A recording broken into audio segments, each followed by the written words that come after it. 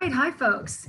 Welcome. You're joining us to talk about adapting intelligence techniques through uncertainties for the CI Fellows May webinar. And with us today, we've got our fellows ready to share with you our observations and our experiences through our current wave of uncertainties, but also grounded in really decades of experience in these sorts of things, having seen some disruptions throughout our recent history and around the world. And so a little bit of a word about the fellows. So we are a nonprofit organization whose mission is to support the profession of competitive intelligence and related practices. And we support practitioners in various aspects of what practitioners do, from the commercial nonprofit to educational establishments. And through our ACME mission as ambassadors, champions, mentors, and educators, we offer programming like this. And we have members from fellows from around the globe.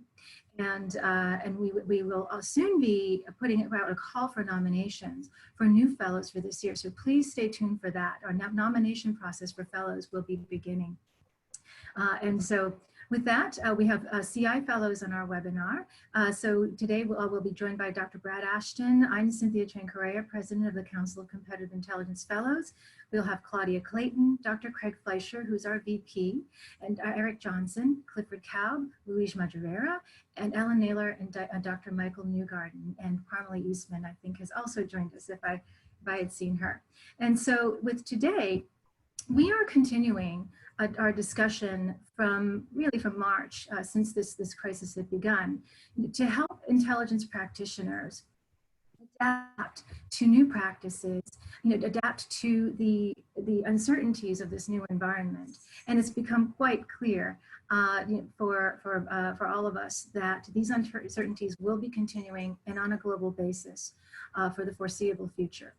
And as such, we feel it's really important to create a supportive environment where we can share ideas, insights, best practices, and also help you keep your pulse on what is happening in CI practices, because things are happening very quickly. And so it's particularly important that as we do so, we're not simply training our sites on foresight, but we're also maintaining situational awareness as things are rapidly evolving. So with that, I feel that it's appropriate to start with this quote from President Eisenhower. And most of you have seen the portion in orange. But I think that what's important is what follows, which often is left out. And so the context. And so the idea here is, and we've highlighted some of this in bold too, right? If you haven't been planning, then you can't start to work intelligently, at least. And also part of planning, while we may not carry out the plan as we've planned it, is to keep ourselves steeped in the character of the problem so that you may one day be called upon to solve, or to help solve.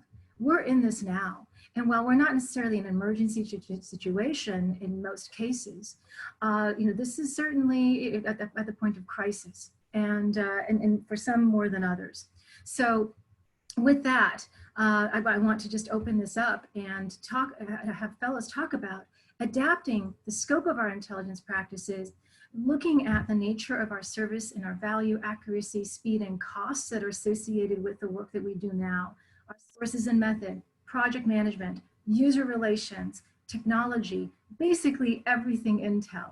So the way we've structured this as for those of you who've joined us, we have Q&As. And so please post your Q&As in the chat and also in the questions panel as well. And share with us what your thoughts are, and you can help guide this discussion along with our panelists who are in place. So with that, let me just take a step back and see, which fellows have some burning thoughts that you would like to share regarding these, because some of you are in the front lines of this actually as advisors and insights creators and so forth. And so we want to be sure that that we're able to share through this medium and elsewhere. So anyone who wants to take this? Yeah. I'll go ahead and start if that's all right, Cynthia. Always. Thanks. So I'll just note that when this pandemic actually began, as we might expect, despite the fact that some businesses had pandemic-related plans in place. But not a lot of them, I should be fair about that. And the ones that actually had those, the vast majority of which had to do with the last SARS that we experienced, over 10 years ago. And many of those that I saw, and again, keep in mind, a very small number, probably about 3 standard deviations out from the mean.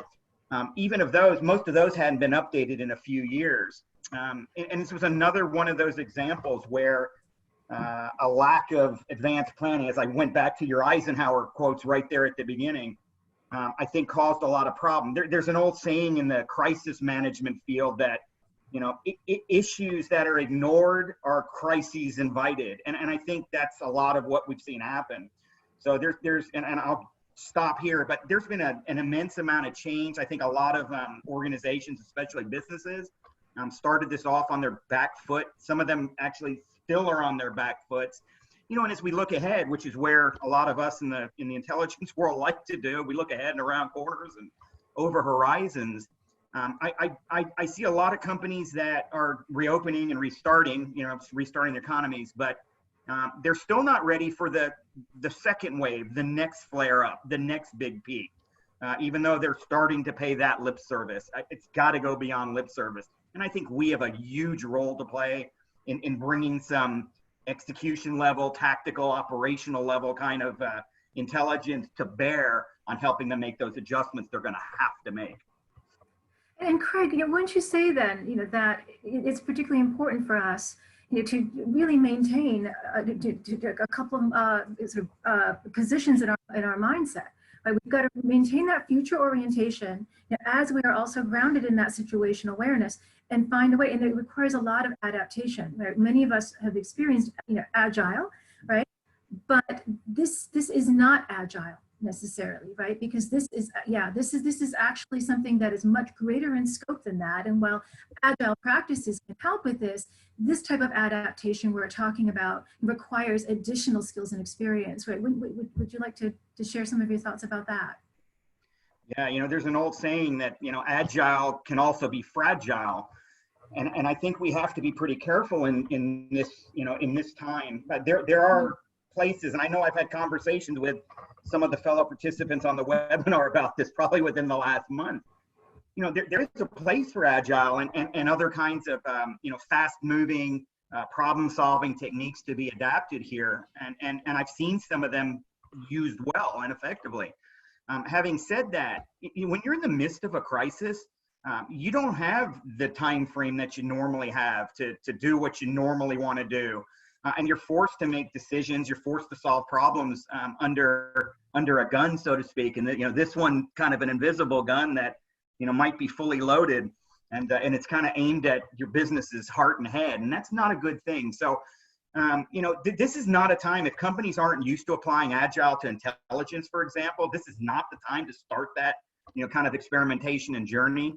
For those that are already using it well, they need to use more of it.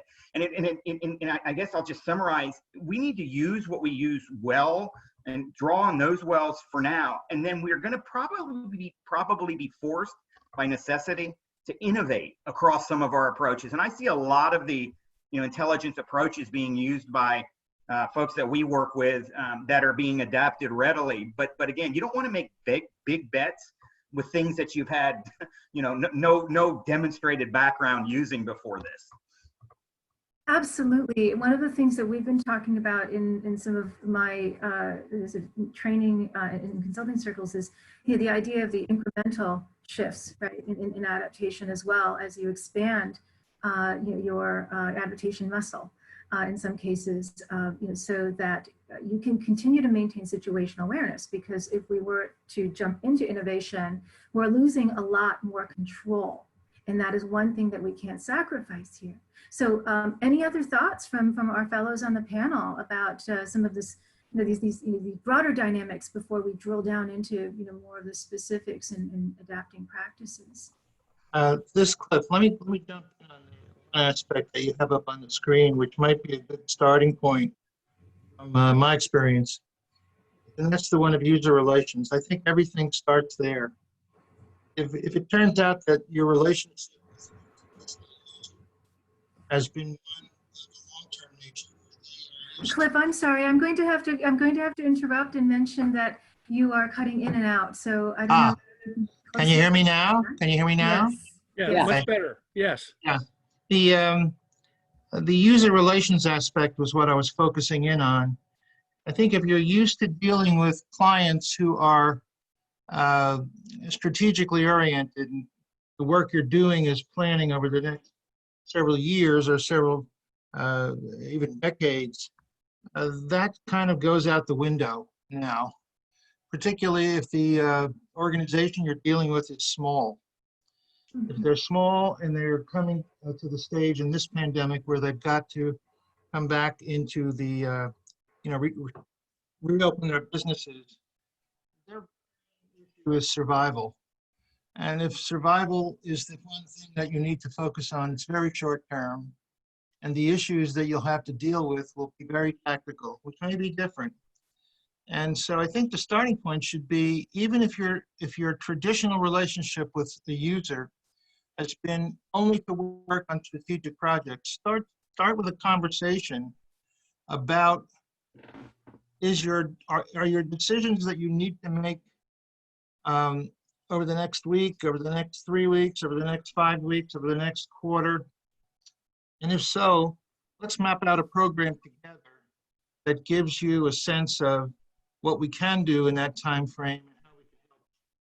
And even for people who enjoy the process of receiving a variety of options for decisions, et cetera, may change their decision-making style in a setting like this. They may say, just give me one recommendation and give it to me fast. Don't give me all the detail. And I think at the end of the day, if you jump into an adapted style of delivery without having that discussion with the user before you start, you could go down the wrong road. Excellent advice, Cliff. And what I'm hearing you say too is that we really, this is a really important time for us to reassess the intelligence needs and intelligence styles and so forth. And this is a great time, I think, to turn to Jonathan Dunnett's question. Well, we have you here, Cliff. He says, curious on what you're seeing from leaders out there in terms of understanding. Despite the pandemic, are leaders buying into both what the pain of now feels like and what this will feel like when the next crisis comes? Are they being responsive and proactive to mitigate future pain? Well, let me respond to that. A lot of it determines on how accountable they are for producing results. If it turns out that they're evaluated on the basis of their performance over a year, the answer is no.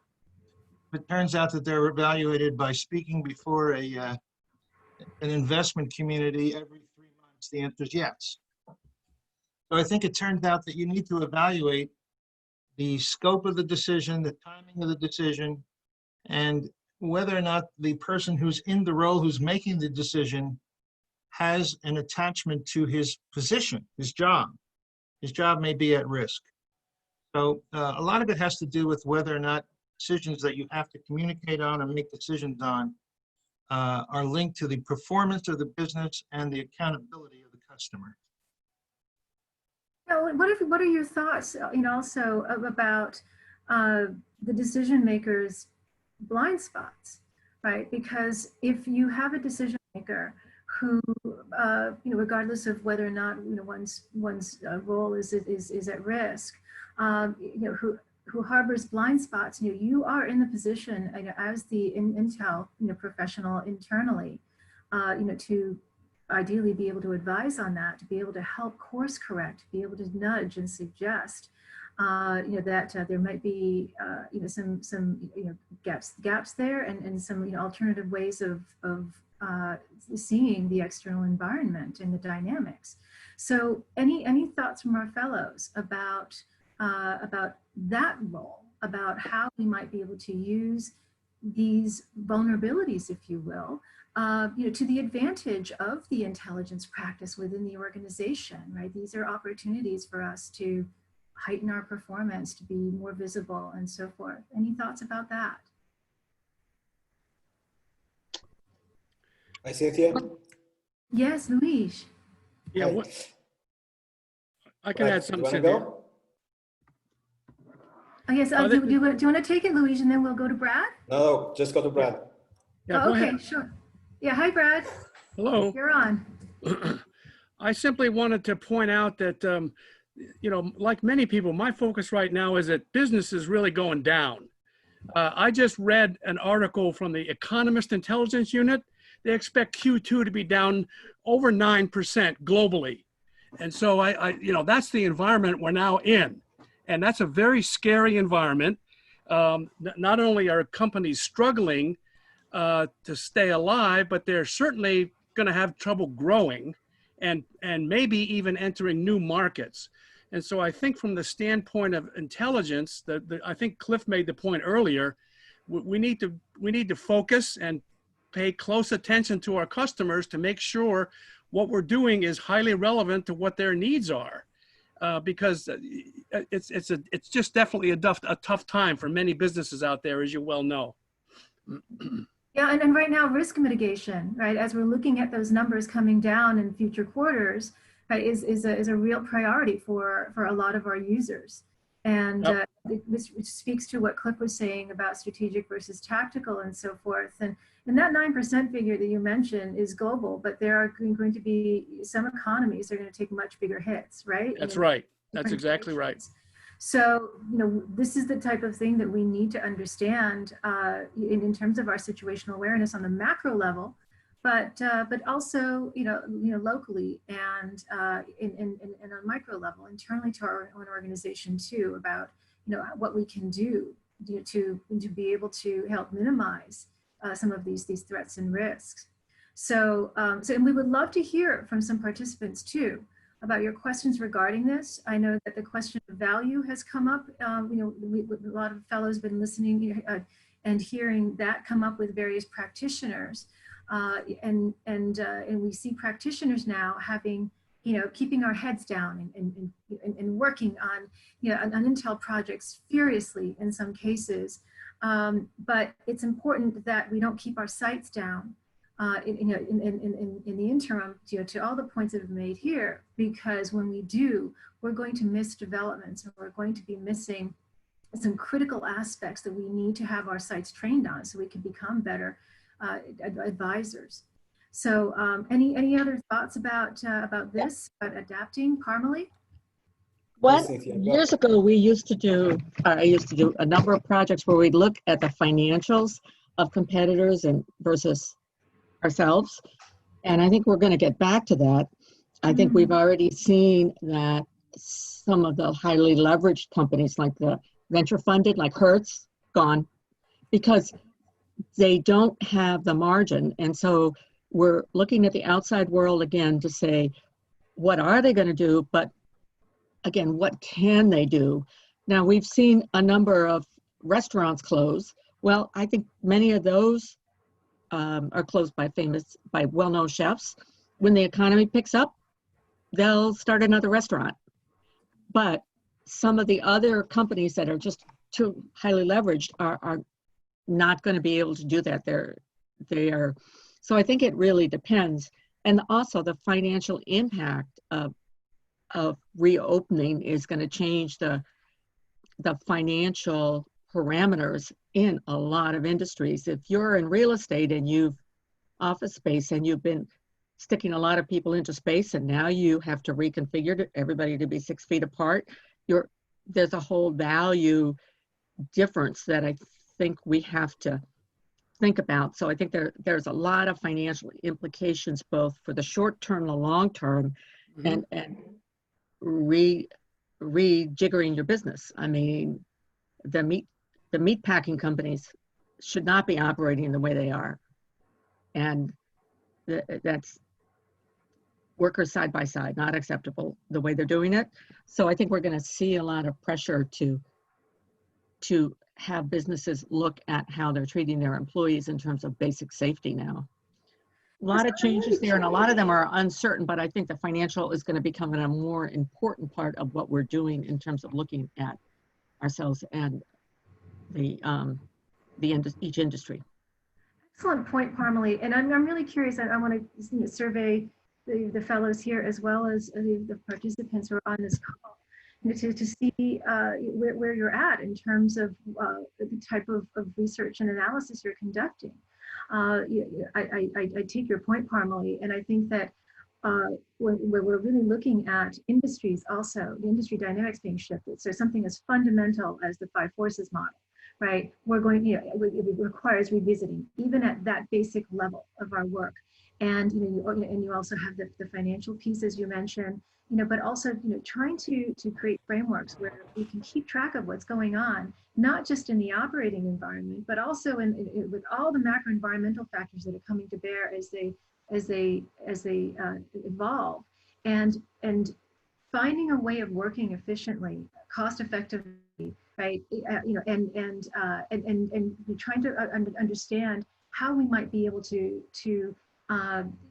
produce our intelligence on an ongoing basis, so that we are capturing what it is that we should be, right? Without having to get down to reinventing everything and starting over, right? With the simple environmental scans and landscape analysis and so on and so forth. We've got to cobble this together.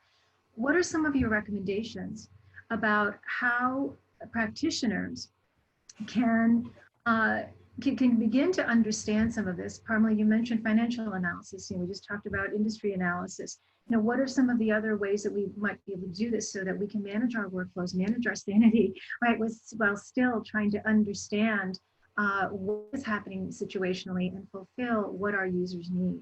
Any thoughts on that? I think one of the things to do is, once again, it goes back to the outset when you're starting a project. And I noted on your second bullet that you mentioned service and value, but I think the 2 most important words there are accuracy and speed. If it turns out that you and your client have a discussion around what he would like to have or she would like to have, and they make a laundry list of things that would normally take much longer than is going to be required to complete the work, there ought to be a discussion about what percentage of 100% of what they're looking for would be something they would be satisfied with.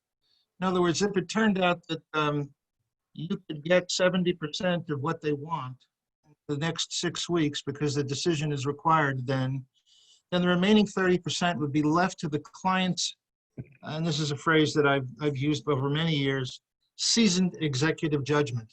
That's what they're paid to do, okay? Some clients are very comfortable with the 30% level of my own experience, supplemented by 70% of data to support it, and analysis to support it. And others would say, keep going until you get 90%. Clients have a tendency, and Parmalee hit it on the head, to quantify things. They think about things in financial terms. And if you come at them with, what I normally give you, I'm not going to be able to give you, and you let them know that up front, then I think it will help when you get to the end. It's kind of like the old saying, start with the end in mind. Where are you going to be when you've got the answers they need? And if it's one intelligence topic that's dominant over all the others, just focus on one. And if you want to get 2 and you want to get 3, tell them how many can be achieved given the style and the sources and methods that you plan to use. And then they will have to rely a little bit more on their own judgment at the end in making the final decision. Thank you. And I want to point our attention to the chat as well. We've had some terrific insights here that folks are that the folks are bringing up. Jim Miller has mentioned that this is also going to be important to public affairs as well, to help shape government assistance programs. So yet another macro environmental factor there. And Richard Caldwell is paying attention to the post office hub for the region, and seeing how busy that is, and the changes in supply chain assumptions being another area of opportunity. Chris Strope, he says, a shift towards profitability, EPS, will be a focus as we transition. The last decade was invest for growth at all costs, and we are seeing how those costs are impacting the ability to adapt during disruption. And so, the way that we adjust from that, will be interesting as well. And we've seen this happen actually with the business community moving away, from the focus on shareholders, and even before this crisis had hit. So, so just to build off of Chris's point, And so we've got some really great thoughts here. So I encourage you to share this and share your observations about what you're seeing. And Luis, I don't know if you've been waiting patiently, because I know you had said something and then you didn't. So I want to make you have a chance to get a No word problem. No. I would just like to build on top of what Brad and Clifford actually said. Brad actually kind of the point now is that we are starting from scratch. So everyone was affected, and we don't know where we are, and we don't know where we will be. So like CI is kind of more relevant than ever, because we really need to position ourselves, understand where we are again, and see where we are going. So that is like, there's no bigger opportunity for CI. And CI, futures, foresight, whatever we want to call it, I think it always raises to the occasion in this kind of, when we have crisis. So I think the opportunity is there. But I think we also should focus our attention. So, and that kind of builds on what I would like to say, which is, as you know, I've been studying the definitions of competitive intelligence, and from around 400 papers that I've studied so far, I can tell you that only around, I think it's 3% mention the word consumer. So when everything on a company depends on our consumer or our customer, if we don't put it, and if this is not our focus, then we will be lost, whatever tool and analysis we use. Yeah.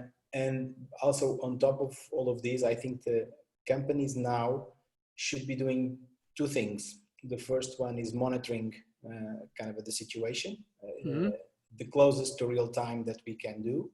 And the second thing is kind of doing a scenario planning exercise for what will be the new normal. So like kind of 2-3 years from now. And again, starting with the end in mind, I think it was already said, we have to know where we are going, or at least have an understanding of what the future could hold.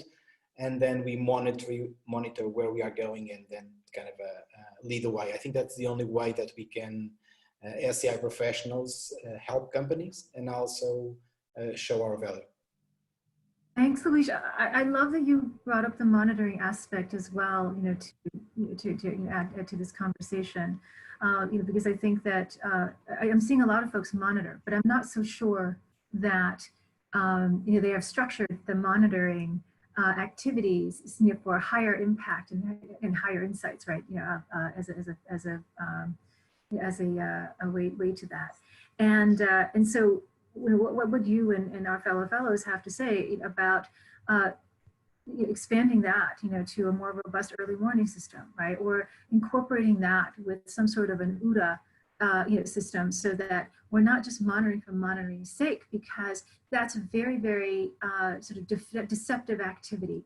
Because it gives us the illusion that we are doing something, but we're not necessarily pulling the insights out in a more robust fashion, especially when we're time pressed, when we have cost restrictions and so on and so forth.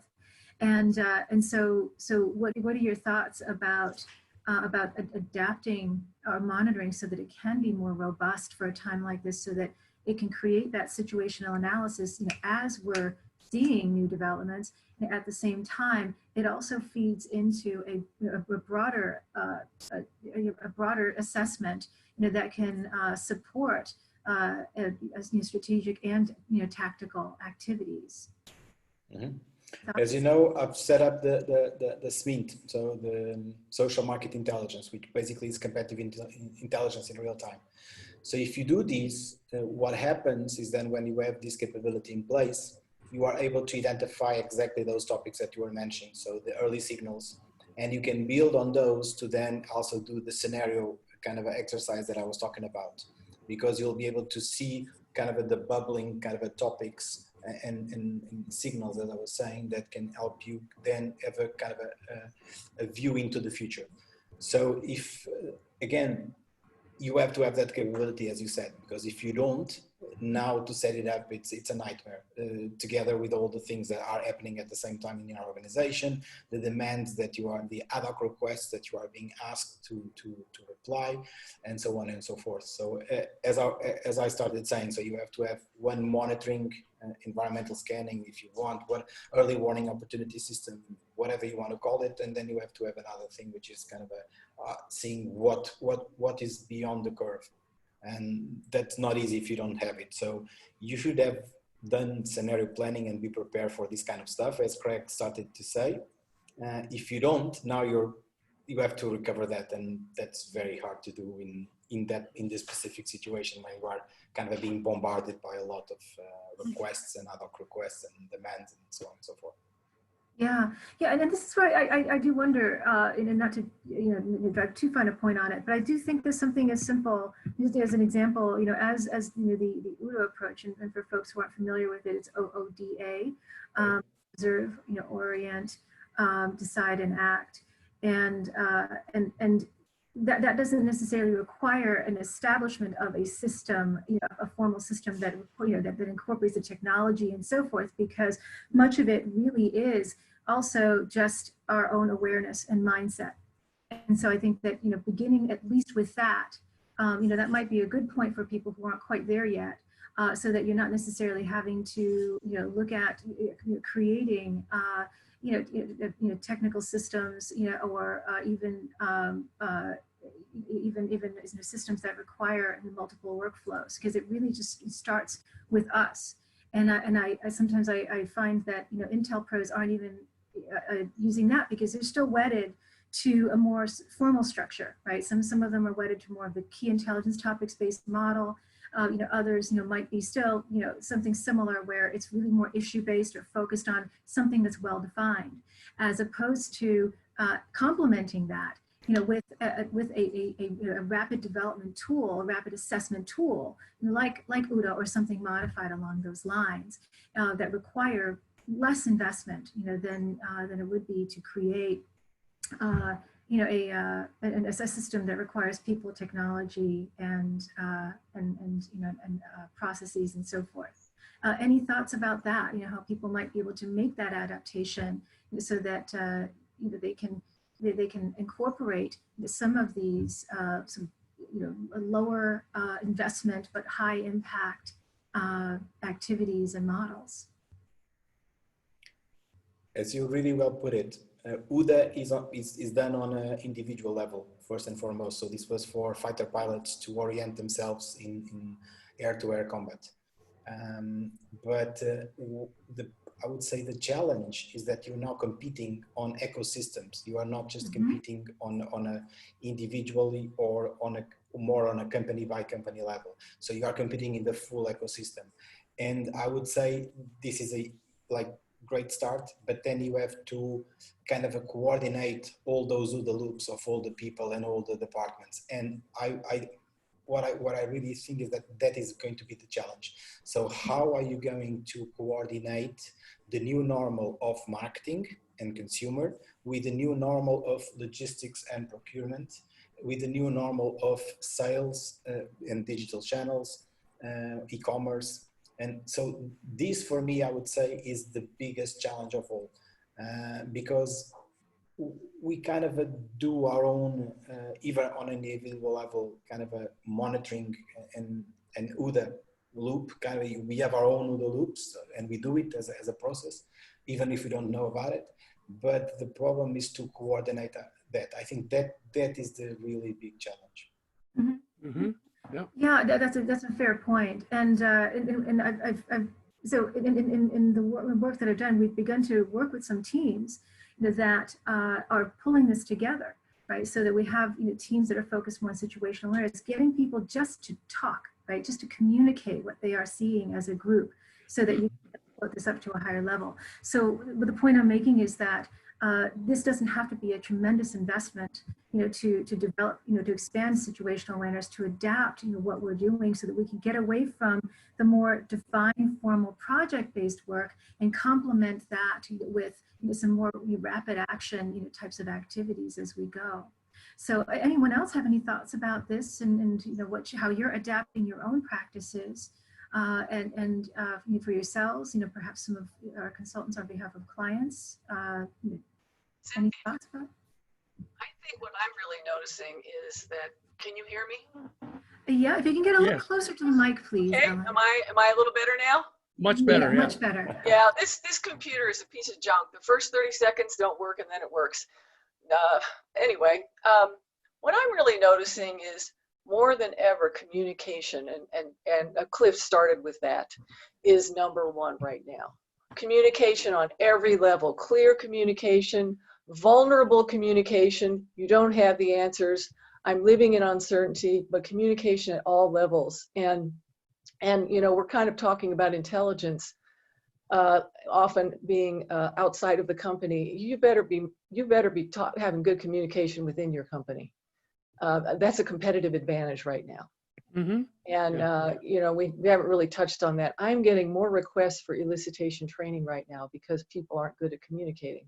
They aren't good at getting people to share, or also sharing themselves. They're just not good at that, and they're realizing, oh, all these people are sitting at home working.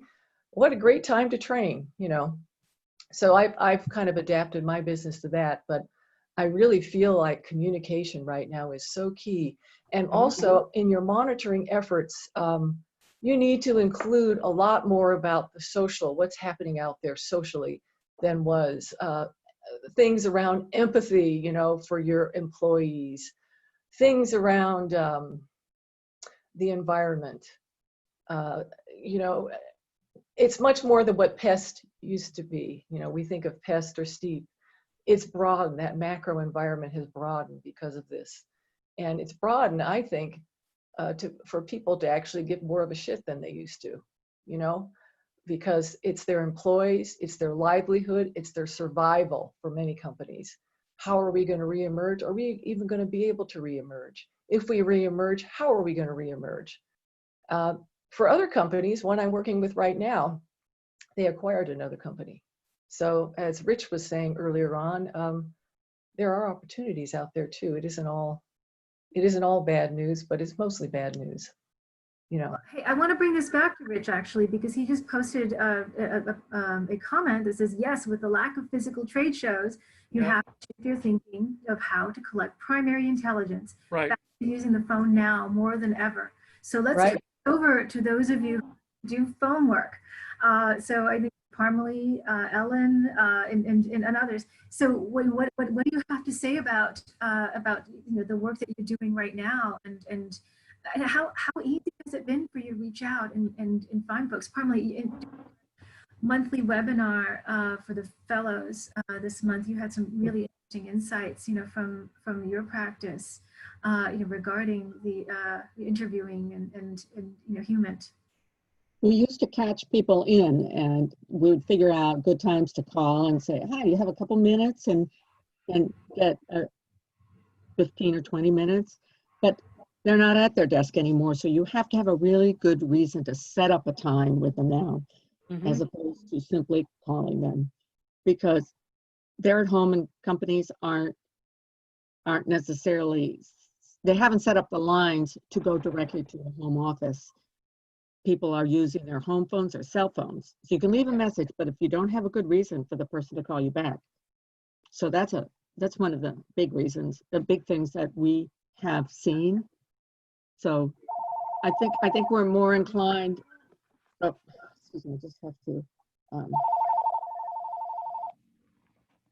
more inclined, if we're doing win-loss, can we use the client's name and just get more of a way, get more willingness to talk to us. So can you speak to that a little bit more? I mean, this isn't, I don't do elicitation, the way you and Ellen do. And so can you speak a little bit more about how you are giving people reason, to call you back, to talk to you, right, to want to do that? What are some ways that you're, some new ways, novel ways, or perhaps even, ways that you've been using, to be able to elicit that response? I'm not doing anything novel. I just have to do it a little better, which is, trading information figuring Uh-huh. out Yeah. bits or something new, and basically saying, trading for, have one conversation with an industry observer, and then drop some hints in your message and get the person to call you back, and then you build on it, being very sensitive to what is sensitive to the individual. So you just have to do that better, is my feeling right now. I don't know if anybody else has any a difference, any I think other that's a really good point. suggestion. In other words, when you contact somebody, it's not just for an interview, it's you want to be able to volunteer something during the conversation to help stimulate them to share and to exchange information. To me, that's much more important now. And I think it'll be a better way to engage than just to try to reach somebody and say, I want to interview you about something. Yeah, I've noticed for the win-loss interviews that it's really hard to get people to agree to them. And you don't call them win-loss interviews. I never do. I refer to them in lots of different other ways. But Yeah. I feel like right now is not the right time to be conducting win-loss interviews when customers have told me, my clients have told me, we're having enough trouble staying in touch directly with our customers right now. And so, win-loss is a little less important to us right now. We just need to stay on top of that connection, i.e. to make the sale, to get it implemented, get it installed in the environment we're in. So I stopped doing win-loss. The last interview I had was on Friday, the 13th of March. It was a great interview, but I just thought this is great because we set it up for all this started. It was with a woman in Paris, and it went just fine. But I tried to have some other ones in Australia about a week or so later, and it was a very different experience. And so I basically went back to my client and said, listen, I got a one-liner back from one of your clients saying, I don't have time for this now. And part of that was in caps. And I sent it to her and just said, listen, you need to understand this is a different space. You need to have empathy for your clients, what they're going through right now. This is not a time for a win-loss call. And she pressed me on it though. And I said, you don't understand. This is a reflection of your company. It's not a reflection. It's not about me. I'm calling on behalf of your company. And I am feeling like I'm invading them right now because they're wounded. They're uncertain. They're unsure. They're whatever you want to say. This is not the right time. But I think other types of interviewing, as you were saying, Brad, are just fine, where you're actually reaching out to customers, finding out what's changing for them, what's happening now. Those kind of calls, those are just fine because they're direct connection. They're in the present tense, they're in the now, or they're in the slight, they're tactical, as Cliff was saying. They're reachy-outy, but they're direct and they're tactical, and there's something in it for the client right away to say, this is what's happening, how can you help me? Or, I just don't really know what to do. Those kind of calls, those are wide open still. Yep. Wide open and welcome. And so I'd like to get back to what Richard Caldwell had mentioned about there now being a freeze on trade shows. So how are you helping your clients? How are you helping your companies develop that type of awareness of what's happening out there in the industry? Is it competitive and a marketplace? What are the types of activities you're engaging in to be able to help them do that and to basically try to fill that gap as much as possible in the interim, given that we may not have trade shows in some sectors until next year, right? Right. Yep. Cynthia, why don't you bring Mr. Caldwell on to discuss that? He's a real expert. Well, he's on another call right now. Oh, Rich! He mentioned that he was actually doing double duty, so I didn't want to unmute him, and then that means that we're hearing his other. Oh, I'm so sorry. So I do want to mention that. Yeah. So Rich, if when you are free, please let us know. But yeah, exactly. I would have muted him in a heartbeat. Cynthia, I'll start with that. So one of the things we have to do to help them, in light of the fact that there probably won't be many, if any, physical trade shows and events over the next 6 months or so, you have to help them move their emphasis and their focus, by the way, whether they're communicating externally or whether we're actually, looking at things for them internally. You have to be able to utilize social media in some innovative ways to do that. Right. So social media in many respects, whether it's, engaging them and maybe some of the prospective clients that they would have been meeting at those shows, maybe it's some of the speakers who would have been speaking at those shows, using things like panel sessions or webinars or, conversations like the one we're having here.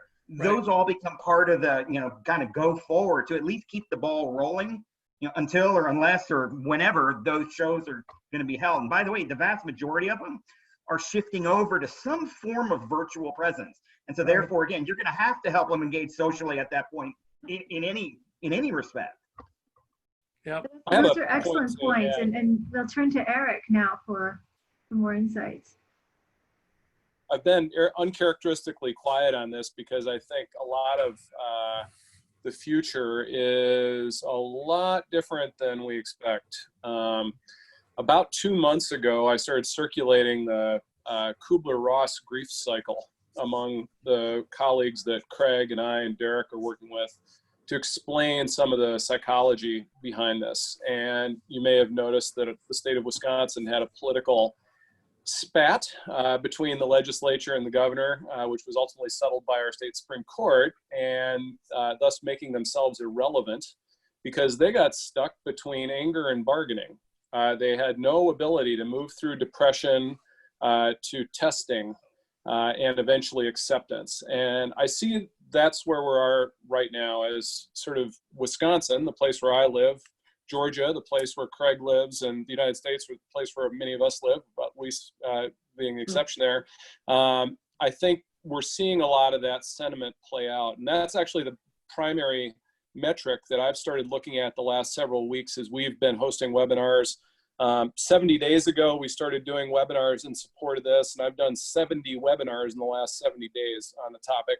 And the last several have been longitudinally comparing sentiment around 3 primary clusters of expectations. One is consumer demand. When will your household's consumer demand return to something that looks like what it used to?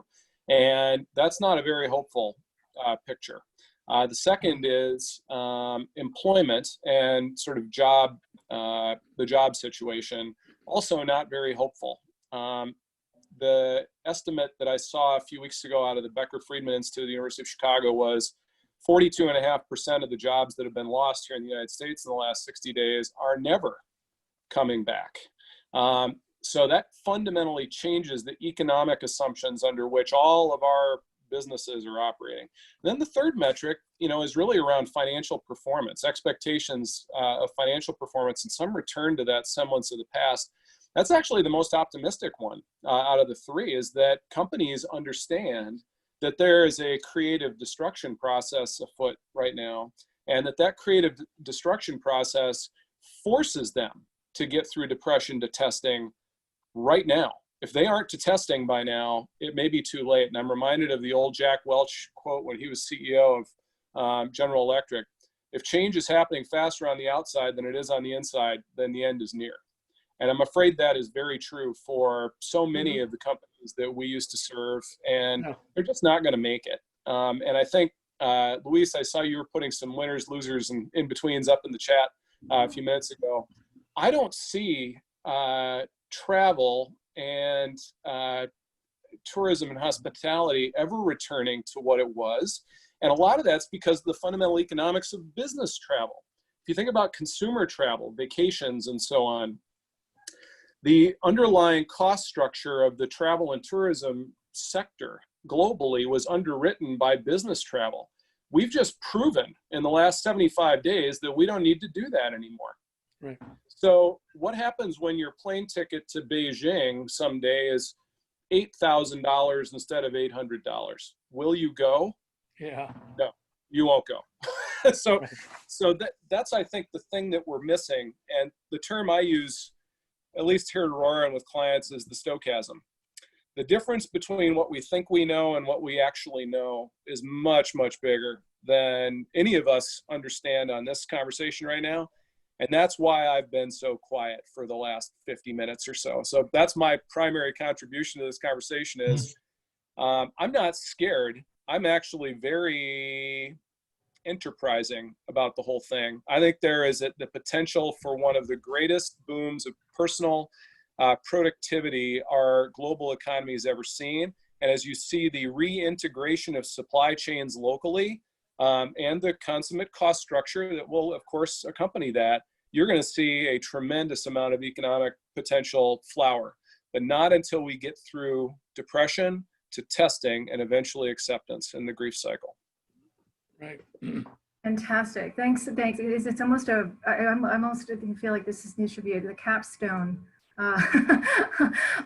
point in our discussion, but we do have some good time left. Any thoughts about what Eric has said, either from our participants here as well as our panelists? Anyone want to? This is Cliff. I just wanted to jump in on one of the things Yeah, I've been Cliff, seeing. can you get closer to the mic, please? Yeah, can you hear me now?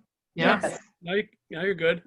Yeah, this is very narrowly focused as opposed to being focused on a number of industries, which is what everyone else has talked about.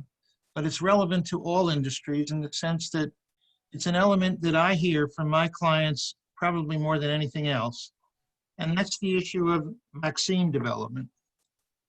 Every client I speak to, or every client that's in another industry, which is not familiar with the pharmaceutical business or the biotechnology industry, has an operating assumption that what they hear in the press, when a vaccine will be available and this will all go away, is true. Well, it isn't true, okay? It's going to take longer than people think. Yeah. The concept of a 12 to 18 round for a vaccine is fantasy. And I think at the end of the day, we're going to be with it a little bit longer than people think, just because this is a very tough virus. And a lot of people are working on it. There's a lot of new technologies that are unproven.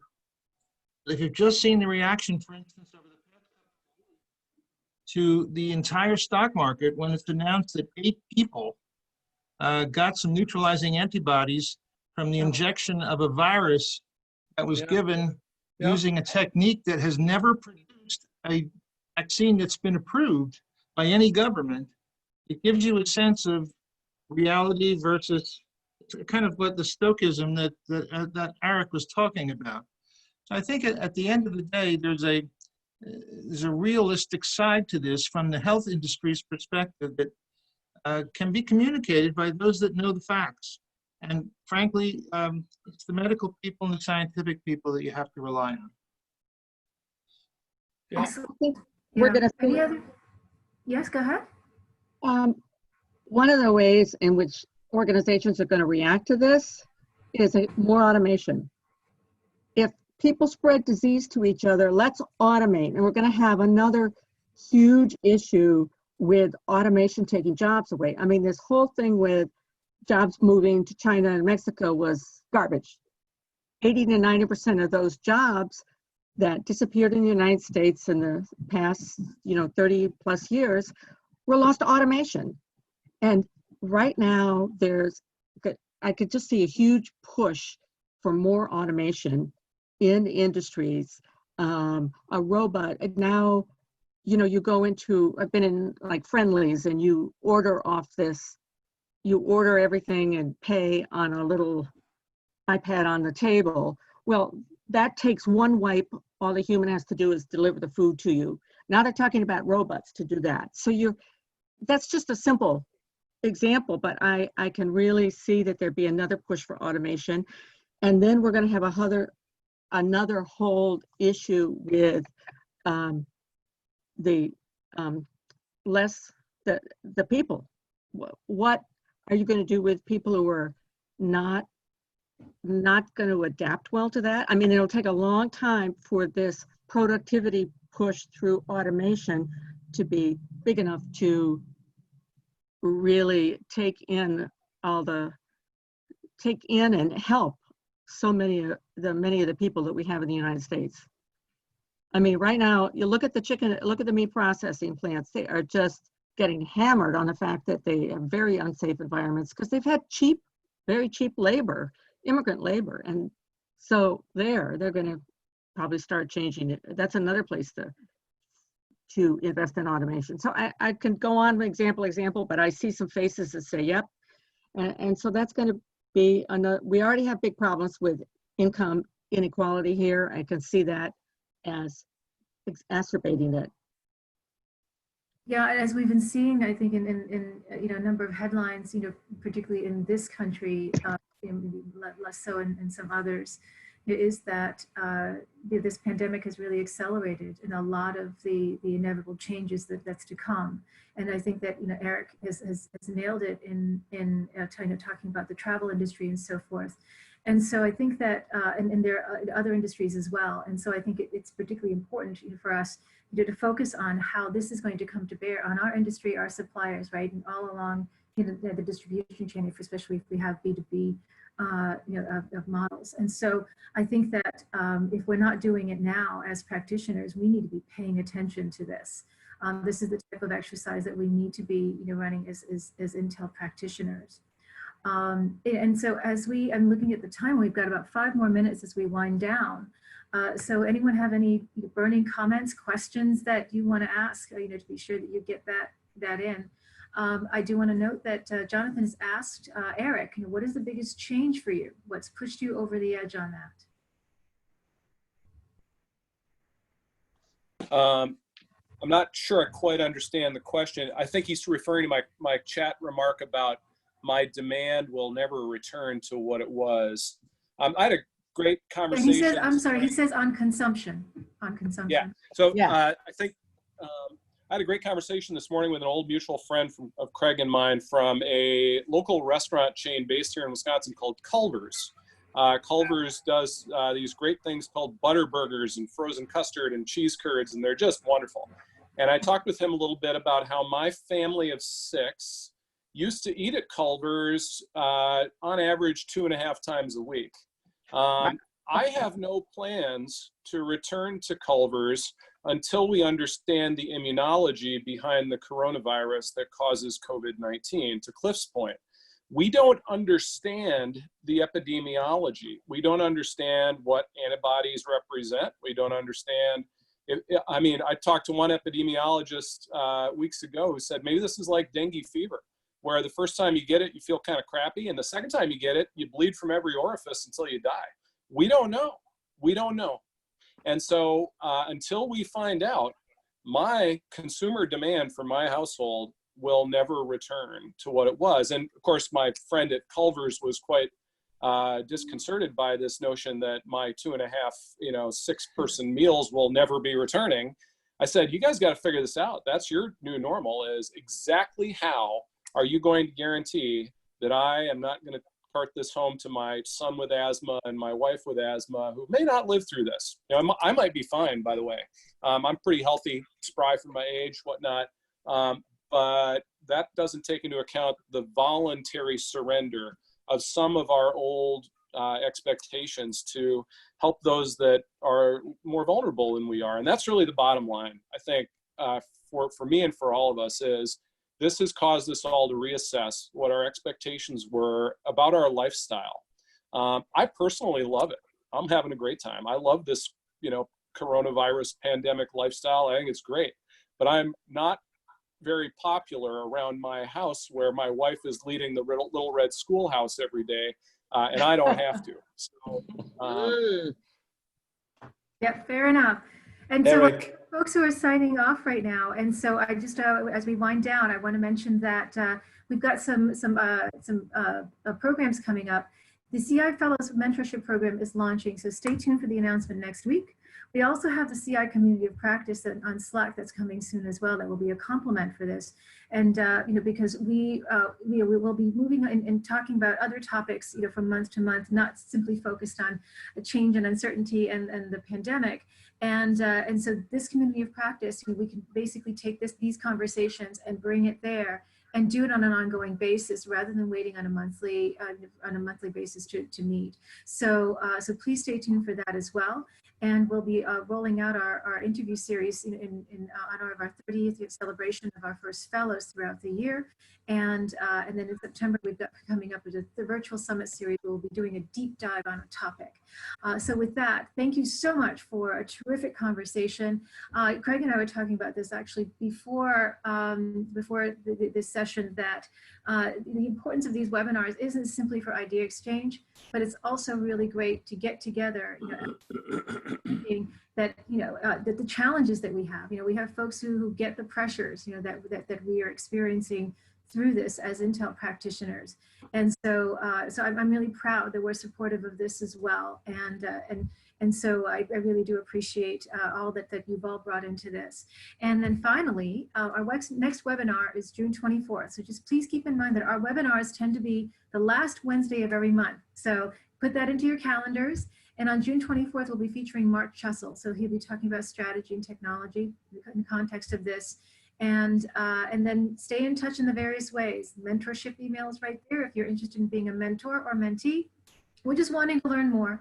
And then we've got our newsletter, so you can stay in the loop, in terms of our announcements and new developments.